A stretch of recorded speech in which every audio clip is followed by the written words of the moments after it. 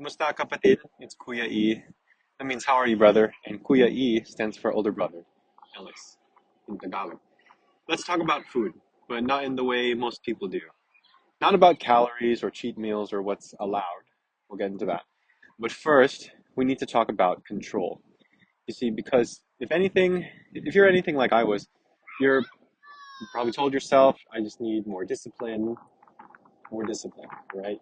As if discipline is some magical trait you either have or you don't. But here's what no one told me when I was stuck. Discipline doesn't come first. It's control that comes first. See, for years, I gave away my control without even realizing it. I let cravings control my plate. I let social pressure control my appetite. And I let politeness control my voice. I said yes to food I didn't want just to avoid making things awkward. Those type of things. Sound familiar? You don't want to be rude. You don't want to explain yourself. You don't want to feel kakaiba. That means different in Tagalog, like you're the odd one out. But that quiet avoidance, it steals something from you. If you're a people pleaser like I was, you're probably carrying around silent resentment, not just towards others, but towards yourself. Because every time you say yes when you mean to say no, you chip away at your confidence.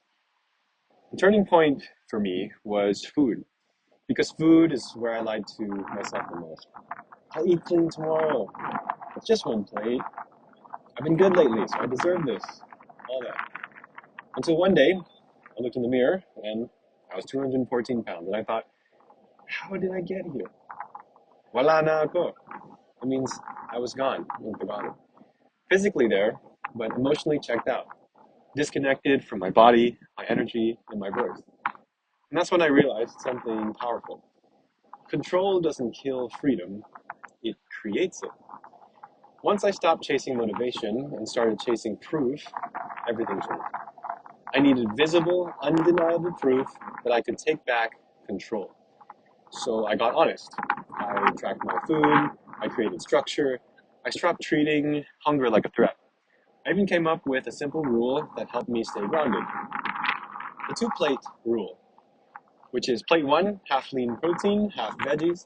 Plate two, add some clean carbs, but keep the balance. It's part of what I now teach inside the 5-day Malu reset. And guess what? It actually works. Not because it's strict, but because it's realistic. But here's the wild part. Once I got control of my food, everything else started to shift. It became easier to say no to drinks, easier to avoid late night scroll, easier to be honest with my wife, easier to feel malusog. And again, that means healthy in Tagalog. And healthy in body and spirit. Because food isn't just food. Food is training. It's how you practice showing up for yourself. It's how you stop escaping and start leading.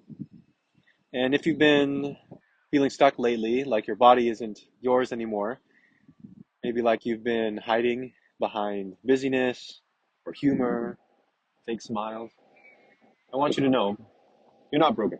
You're not lazy. You're not weak. But you are overdue for a reset. And that's why I created the 5-day Malu reset. It's not a diet. It's not punishment. It's a system built to help men like us to take the lead again, not just in the kitchen, but in our lives, because food control is life control. So if you're ready to stop disappearing and start feeling like yourself again, I invite you to begin. Try day one for free. I'll put a link in the description. Or start the full reset if you're ready for real change. That's coming. It's going to launch in August. Either way, this is your sign to stop waiting for motivation and start building proof. You don't need to be perfect. You just need to take back control.